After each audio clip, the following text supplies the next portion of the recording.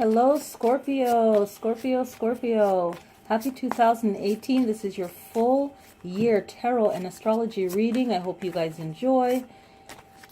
All right, so I'm going to pull 12 cards, and for each card represents each month of the year. And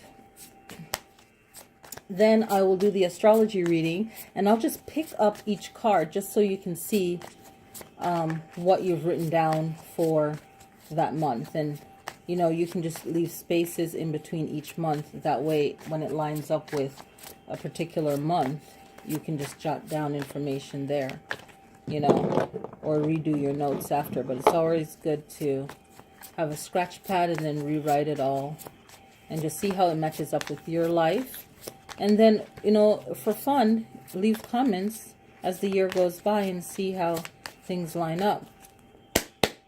So let's see how this works. For the intent of Scorpio 2018. So we have January, February, March, April, May, June, July, August, September, October, November, December. Yes. Okay, so starting out, we have the Page of Cups. And this Page of Cups is a playful type of energy.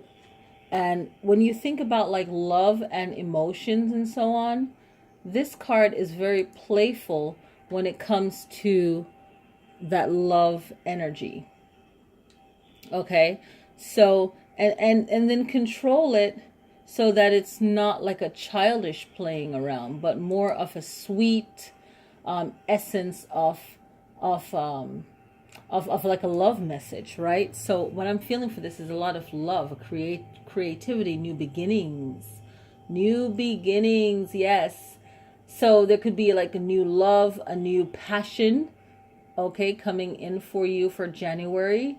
So how are you going to use this? Is it a relationship love? Is it a love of a new place? There's so many different loves. So what kind of love is this for you? The Page of Cups. And it brings you joy. That's the starting off of January for you, Scorpio. And then you have the Knight of Rods. So the Knight of Rods comes in. The Knight of Wands, Knights of Rod comes in. And I like to think of this as like a creative energy, right? But it's an energy of lust too. So maybe you're in the mood to find a relationship. There's someone that you care about. It could be an old flame, right? Because I see the 10 of coins coming up. It could be not a marriage, but maybe an ex, or maybe you guys agree on something. But it is a passionate energy that is adventurous. So maybe you're just not really being yourself, and you are, I'm looking ahead, I don't see anything negative. I feel like this is a great love reading for your year. So if you're a Scorpio out there and you're like, you know, I feel like this is a year I'm going to meet someone, you just know it. When it comes to love reading, I'm very much aware of that people think they need love from someone else, but they really are here to work on something else. And a lot of card readers are afraid to say that, you know, because there's so many things that you can work on in this life, and you might be really wanting something, but there's another lesson that you need to learn. And some people want love, but they're not willing to do things to make a relationship better. You know, they're just not. They're just, you know, obsessed with an idea. So here we have the Knight of Rods, and I have to say that we all are learning. So you had the Page of Cups, now you have the Knight of Rods, and this is like you're looking, you're out there, your fire is set, and you are, when you find this person, you're going to think creatively of dates and dinners and ways to be together. And in March, what it turns out is that you find someone that you can commit with, and they're committed to you. So even before there's marriage, there is a huge commitment already. And this is what I saw. Even before I noticed the Two of Cups, I saw this and I'm like, what? This is a commitment. Like a true commitment. Like you don't even need a paper. right? That's March. Now we have April, and anything that's coming up in your life that feels chaotic, this is the card that is you balancing, okay, whatever is going on. You are a water sign, but you are a fiery water sign. You're one of the strongest go-getter personality of all the water signs, and you are a master at seeing emotional BS from people and staying calm and playing the situation so that no one tries to bite you in the butt with their problems, right? So you're good at that. May, you have the Knight of Pentacles, and this Knight of Pentacles is moving forward with whatever his goals are, and it's like a financial thing too. So make sure that you are making plans, and love and everything like that is great, but make sure that there's serious conversation around finances, because the astrology of this year is going to be really interesting with Uranus and Taurus, okay, and changes like that. So, you know, it's fine and dandy to be romantic and stuff like that, but a part of actually caring about someone is being on the same page financially. If you don't have that, that's like a resource. That's like ridiculous. You know, you have to be on the same page. So this Knight of Pentacles is looking at how to best do something and continue that routine, right, in May.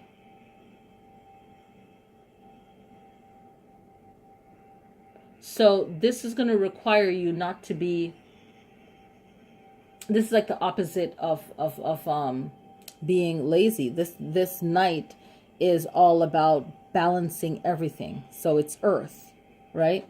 And it's a physical plane, right? Now, this is amazing. Like all in a row. Do you see this? Whoever is watching this, you just got to see that this pentacles are in a straight line. That's no joke. Okay, so this is definitely finances. Okay, so what is this? April, May, June. And you have the boss, one of the bosses of money here. Okay, this is the Queen of Pentacles. So if you're a woman, Scorpio, watching this, make sure that you are thinking and learning about your finances, because what is it, May, when this Uranus and in Taurus issue comes up, excuse me, right? So this is June, so back in May, right? And here's a Queen. This means that you've done your research. You have seek advice from someone if you are not an expert in money and savings, and you're saving for your retirement and relationship. When you know, before you even get married, you should be all on the same page of what is, you know, how responsible is this person? If this person is weak at this, old school, you know, everybody used their best skills, and you know, times were serious back then. Now everyone feel like they could just freely mess up. You know, it's like a mentality that you have to have, an old school mentality of assigning the person that's right for something, right? You can't just have someone come up in anything and just mess it up, right? So you have the Queen of Pentacles, and this is like stay forward, looking forward. Like she's not even looking at us. No way. It's like, you know, nonsense could be going on, crazy stuff could be going on, but you're not focused on that. You're focusing on your goal and what needs to be done. And not everyone can understand this from this female energy, but this is great. This is getting stuff done the right way. And so there's a balance in everything. So you got to find the good. So now we have July. And July, we have the Fool card. So with the Fool card, we're thinking of things that might seem silly at first. And granted, yes, some of the actions of the Fool card is silly. It's ridiculous. It makes no sense. It's not the right action to do. So it's not smart. So anything that happens in July that you realize like, hey, this is not right, use your intuition. Okay. We have 2 eclipses happening in July. So this is a time for you to really get focused on those 2 important dates, which I'll mention later. So this Fool is about innocence and new beginnings. So when I see innocence, it's all good and dandy, but make sure that whatever decisions you're making, maybe buying a house, a car, signing something, make sure that in July, excuse me, that you know what you're doing. You've researched it. And sometimes you might even have to take a risk that you're like, oh, this is crazy, but I really intuitively feel this is good. Then that's what's up for July. Okay? So since we have the Fool card, the journey of the Fool, when you're looking in tarot, right? The Magician in this, I'll tell you in a second. The Magician is the practical plane, the first one. So from the Fool, you have the Magician. This is one of the parts of it. Okay, the planes, from the 3 planes of the tarot. So the Magician is you recognizing that you have all the power within you to do things, right? This is the opposite of being worried, doubting yourself, being lazy. This is the Magician saying, okay, you can do this. And it's not even an encouragement. Scratch that. It's more of a knowing, okay? It's more of a knowing and a practice. This Magician didn't just got up there and say, oh yeah, I'm here now. It actually took time to practice what he or she felt like he needed to learn, right? They needed to learn that. And they're drawing energy from below and from above. So it's a real deep understanding of all the elements, everything in the world, right? It's seeing the benefit of everything.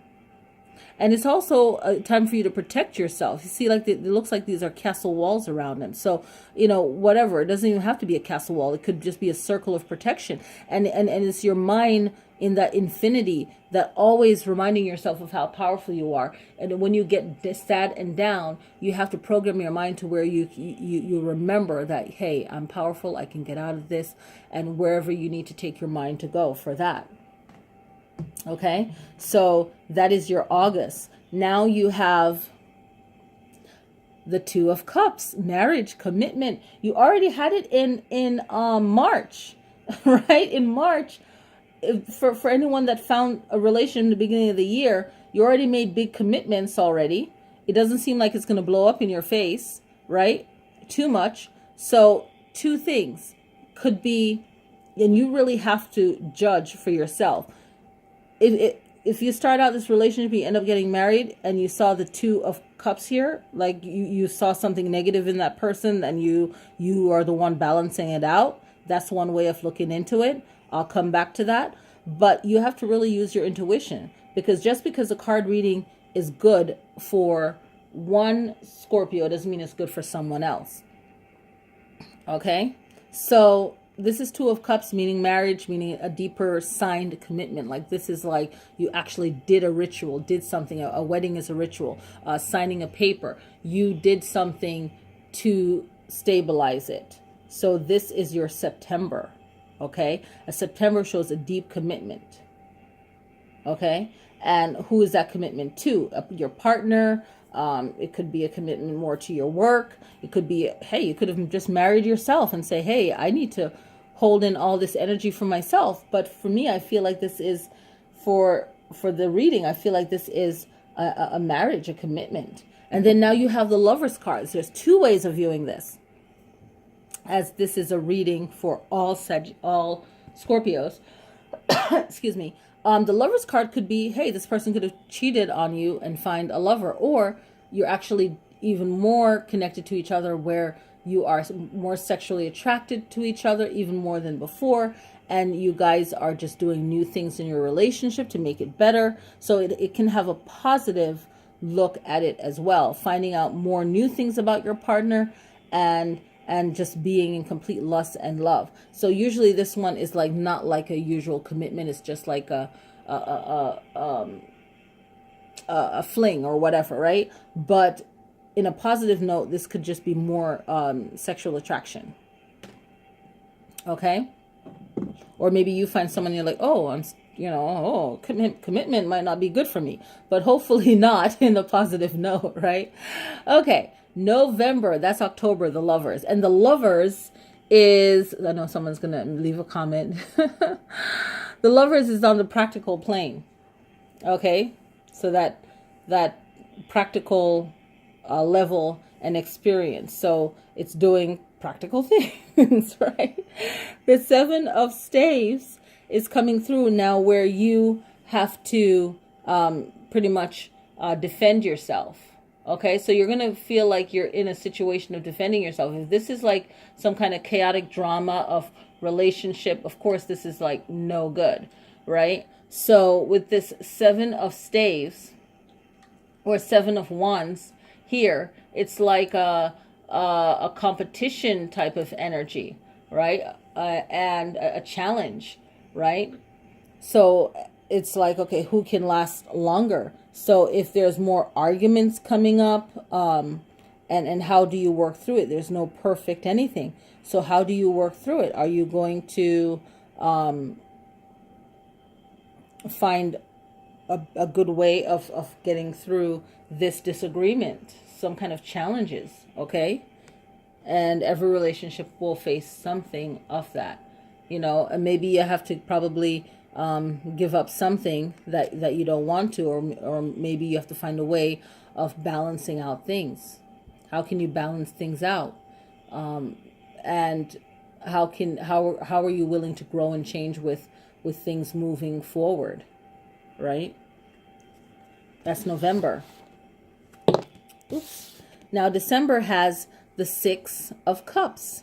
So the Six of Cups deal with people from the past coming into your life, memories from the past coming into your life. So, before there's a big commitment, you also have to work out your own ish so that it doesn't come bite you in the butt later on when you're in whatever new relationship with someone. It doesn't have to be a love romantic relationship. It could be a friendship, and someone like freaks out about something and it's not a big deal to the other person, but you have some built up past experience that's making you cuckoo, making you nervous, concerned, worried, whatever, right? So with this, in December, the Six of Cups, it's how are you protecting yourself from anything negative that stresses you out?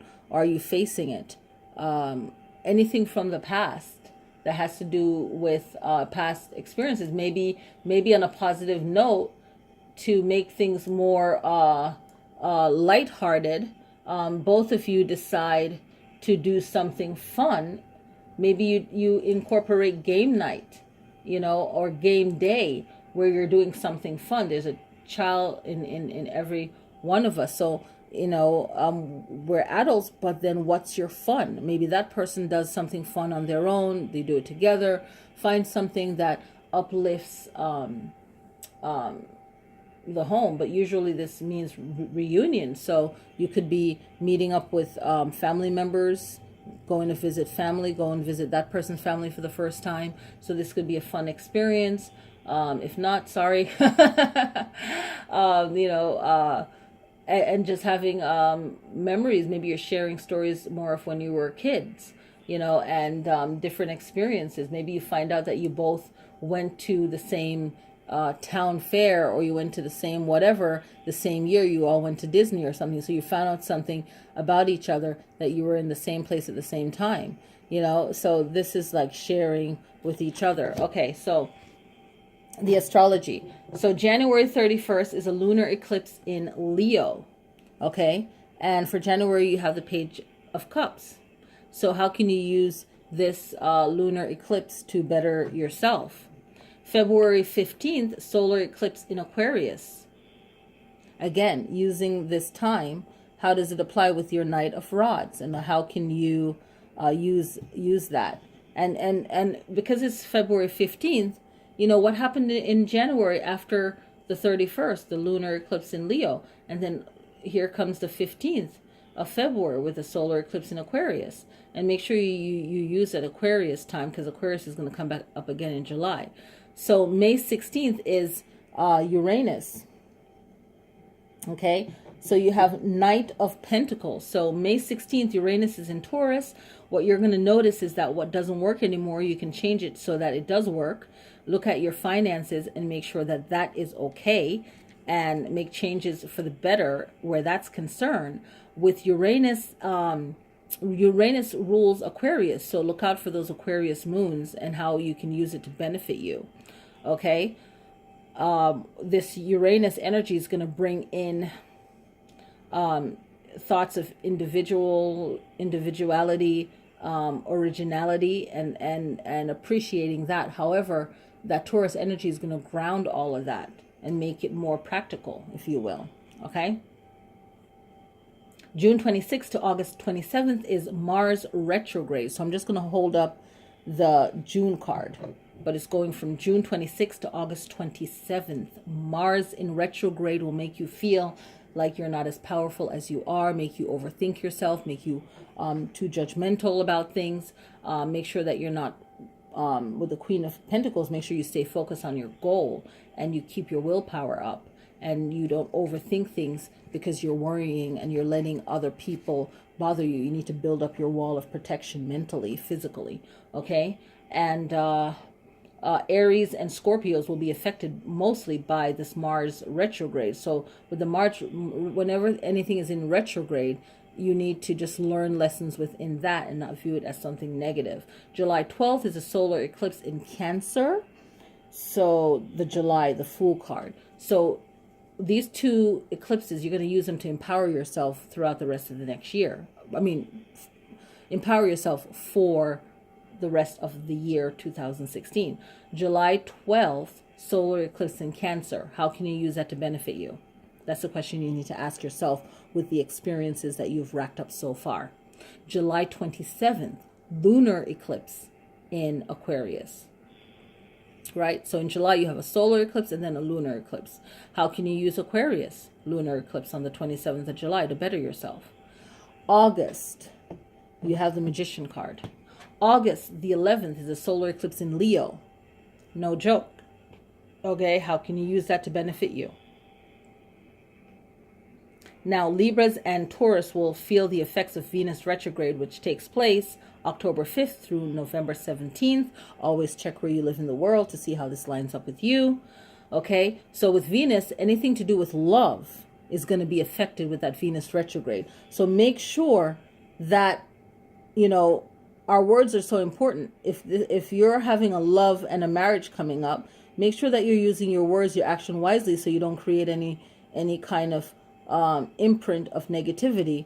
So this Lover's card is not like a cheating card or, you know, some disruption, because then you have the Seven of Staves. So if you have like a lot of fire in you, you might want to do meditation or exercise or something to burn off whatever steam you have and work on yourself, right? So October 5th through November 17th is that Venus in retrograde. Libras and Taurus will feel this effect more. So Scorpio, if you have those as your rising sign, you're going to feel that more. November 8th, Sagittarius, and let me hold the November card. Is that November? Yes, November. Seven of Staves. So November 8th is Jupiter in Sagittarius, and Sagittarius and Pisces will feel this a lot. Okay, so when this happens, Jupiter wants to be in control of pretty much everything. He wants to be the boss of bosses, the king, the highest king of all the kings, the highest god of all the gods. It's like a strong ego thing going on. Then you have it in Sagittarius, who's a traveler, who's an explorer. So anything that has to do with traveling or exploring places, there could be issues with that. Okay, Jupiter wants to gain things. You know, I feel strongly for that. Okay, it's a masculine energy, so it has its good and its bad. So how is it going to be used? The negative energy of Jupiter is someone might be using knowledge against another person. You will see people twisting other people's words and actions to make it into something negative just to gain something. The positive parts of it is to stay focused. The positive aspects is to stay focused and to mind your actions and be more responsible with your actions, and that way good things manifest from that. So for 1 year, this Jupiter is going to be in Sagittarius. So see for 1 year from November 8th, what is this energy like? Because Jupiter wants to expand itself. It wants to see how far it can reach out with its actions and if it's affecting someone or something. Okay, so it's intelligent. It knows its action and the purpose for it, and it might run a test to see if this is going to work, right? So see if it's a for you personally or globally. How does this affect you? Right? Is someone challenging you, testing you? So as I'm giving you this reading, you can see how it applies excuse me, into your life. So I hope you enjoy this reading. And definitely leave your comments as you go throughout the year, and get your own personal reading. Contact me for that. And yeah, that's pretty much it. Thank you guys for watching this channel, Lily Sky Tarot. And have a beautiful 2016. And I'll see you guys next time. Peace.